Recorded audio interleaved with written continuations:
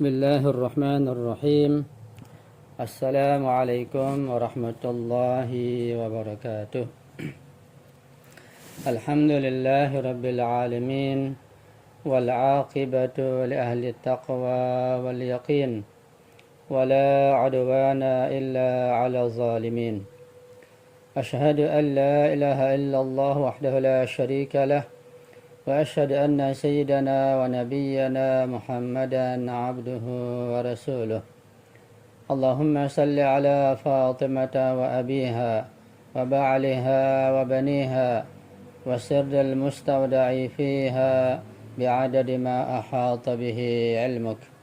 اللهم كن لوليك الحجة من الحسن صلواتك عليه وعلى آبائه في هذه الساعة وفي كل ساعة وليا وحافظا وقائدا وناصرا ودليلا وعينا حتى تسكنه أرضك طوعا وتمتعه فيها طويلا برحمتك يا أرحم الراحمين. رب اشرح لي صدري ويسر لي أمري واحلل عقدة من لساني yafqahu qawli amma ba'du. Ma'asyiral muslimin wal muslimat rahimakumullah. Para pecinta kajian akhlak, dengan membaca kitab syarah Risalatul Huquq al-Imam Sajjad alaihi Zainal Abidin alaihi salam yang saya hormati, alhamdulillah kita bersyukur kepada Allah Subhanahu wa taala untuk yang kesekian kalinya kita masih mendapat rahmat, taufik dan hidayah dari Allah Subhanahu wa taala sehingga kita bisa masih mengikuti kajian yang mulia ini. Pada pertemuan yang lalu, pertemuan yang ke-51, kita sudah memasuki pembahasan tentang hak-hak muallim atau hak-hak orang yang memberi ilmu. Pada pertemuan yang ke-52 ini kita masih melanjutkan tema tersebut. Dan insyaallah kita menggali tema ini dengan sebaik-baiknya sehingga kita betul-betul menghormati ilmu pengetahuan dan juga menghormati yang menyampaikannya sampai kepada para ma'sumin, pada para ulama dan sampai kepada Rasulullah sallallahu alaihi wasallam. Di dalam sebuah hadis Rasulullah sallallahu alaihi wasallam bersabda untuk mendorong orang-orang untuk menghadiri pertemuan yang diadakan oleh orang-orang berilmu. Rasulullah berkata kepada Abu Dzar, "Ya Aba Dzar, al-julusu sa'atan 'inda mudhaqaratil ilmi ahabbu ila Allah min qiyami alfi lailatin yusalla fi kulli lailatin alfa rak'atin wal julusu sa'atan 'inda mudhaqaratil ilmi ahabbu ilallahi min alfi ghazwatin wa qiraatil qur'ani kullihi." Perhatikan hadis ini, wasiat dan sabda Rasulullah kepada seorang sahabat yang sangat terkemuka, yaitu Abu Dzar Al-Ghifari. Kata Rasulullah, "Al-julusu sa'atan." Duduk 1 saat. Sa'atan bukan berarti 1 jam, tapi sekali duduk. Bisa 1 jam, bisa setengah jam, bisa juga 5 menit. Al-julusu sa'atan, duduk 1 saat. Inda mudhaqaratil ilmi, untuk tujuan mempelajari dan memahami ilmu pengetahuan agama. Ahabbu ilallahi, itu lebih Allah cintai, min qiyami alfi lailatin, daripada qiyam, yaitu menjalankan sholat, zikir, doa, daripada salat sebanyak 1000 rakaat. Yusalla fi kulli lailatin alfa rakaatin, yang seseorang melaksanakan salat itu pada setiap malamnya 1000 rakaat. Wal julusu sa'atan 'inda mudhaqaratil ilmi. Sini Rasul mengulangi lagi karena mentakkid dan mengokohkan pentingnya mempelajari ilmu dan duduk 1 saat ketika atau untuk tujuan mempelajari dan mendiskusikan ilmu-ilmu pengetahuan agama. Ahabbu ilallahi, lebih Allah cintai, min alfi ghazwatin, daripada 1000 kali perang. Wa qiraatul Qur'ani kullih, dan lebih Allah cintai juga daripada sekedar membaca Al-Quran seluruhnya.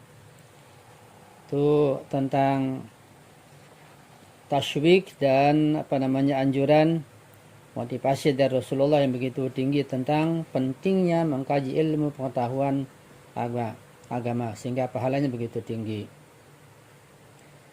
Di lain tempat Rasulullah bersabda dalam sebuah hadisnya, "Ma min mu'minin yaq'udu sa'atan 'indal 'alimi illa nadahu rabbuhu 'azza wa jalla.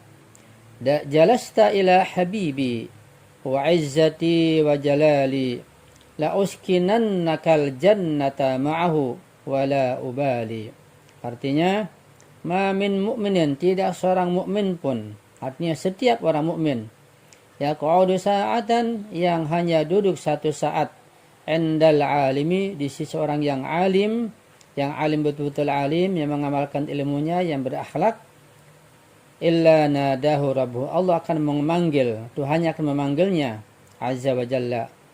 Kata Allah dalam hadis qudsi, jalasta ila habibi, engkau duduk di samping kekasihku, wa izzati wa jalali, demi kemuliaan dan kehormatan serta keagunganku, la uskinannaka jannata ma'au, pasti aku akan menempati engkau, wahai pelajar ilmu, di surga bersama orang alim tersebut, wala ubali, dan aku tidak peduli. Ungkapan wala ubali ini untuk mentakkid dan mengukuhkan betapa orang yang belajar ilmu pengetahuan begitu Allah cintai dan dijamin masuk surga ketika untuk tujuan mengamalkan ilmu yang akan dipelajari tersebut tentunya. Kita melihat bahwa Nabi Muhammad SAW menyatakan bahwa orang yang sibuk mengajar ilmu pengetahuan agama dicintai oleh Allah Subhanahu wa taala dan dianggap sahabat Allah. Dia dan murid-muridnya, tentu makna sahabat bukan makna sahabat seperti yang kita pahami ya. Makna sahabat makna artinya Allah betul-betul memperhatikannya, mengagungkannya. Dia dan murid-muridnya yang menghadiri kuliahnya diberi janji masuk surga. Kami harus menambahkan bahwa pahala ini hanya dimaksudkan bagi guru dan murid yang memiliki niat murni dan bekerja demi Allah Subhanahu wa taala. Itulah keagungan tentang menuntut ilmu agama di sisi Allah Subhanahu wa taala. Imam Muhammad Al-Jawad alaihissalam pernah berkata, "Man asgo ila natiqin faqad abadahu, fa in kana an-natiqu 'anillahi faqad abadallaha, wa in kana an-natiqu yantiqu 'an lisan iblis faqad abada iblis." Artinya, apabila seseorang itu mendengarkan seseorang yang lain seakan-akan ia menyembahnya, ya, karena ingin mentaatinya, mendengar untuk mentaatinya seperti seakan-akan menyembahnya. Jika pembicara itu dari Allah Subhanahu wa taala sumbernya dan mengajarkan hal-hal ilahiyah yang dari Allah Subhanahu wa taala, maka pendengar telah menyembah Allah Subhanahu wa taala. Tetapi jika pembicara itu berbicara melalui lisan setan dan mengatakan hal-hal yang jahat yang bersumber dari pengetahuan setan, maka dia telah menyembah setan. Itu pentingnya mengetahui dan memiliki sumber ilmu pengetahuan. Dalam hadis ini, peran berbicara dan kemungkinan pengaruhnya ditekankan hingga titik ekstrim untuk menjadi ilahiyah atau menjadi syaitaniyah. Jika pendengar menganggap ucapan gurunya berharga, bernilai ilahiyah, maka ucapan itu bisa sangat efektif pada dirinya, akan banyak pada kebahagiaan lahir batin dunia dan akhirat tentunya. Kemudian kita akan baca di sini nasihat Imam alaihissalam kepada Malik Ashtar yang berkaitan dengan masalah mempelajari ilmu pengetahuan, muzakarah atau mudarasah. Imam alaihissalam menganjurkan agar bergaul dengan orang-orang yang berilmu, menganjurkan Malik Ashtar. Kata beliau, aksir mudarasatal ulama'i wa munaqashatal hukama fi tathbiti ma saluha alaihi amru biladika wa iqamati mastaqama bihin nasu qablaka. Artinya, wahai Malik, pilihlah untuk sering bergaul dengan orang-orang berilmu, orang-orang yang alim, dan berbicara dengan orang-orang yang bijaksana. Kata beliau selanjutnya, gunakanlah pandangan mereka untuk memperbaiki segala urusan negara dan membangun apa yang telah dibangun oleh rakyat sebelumnya.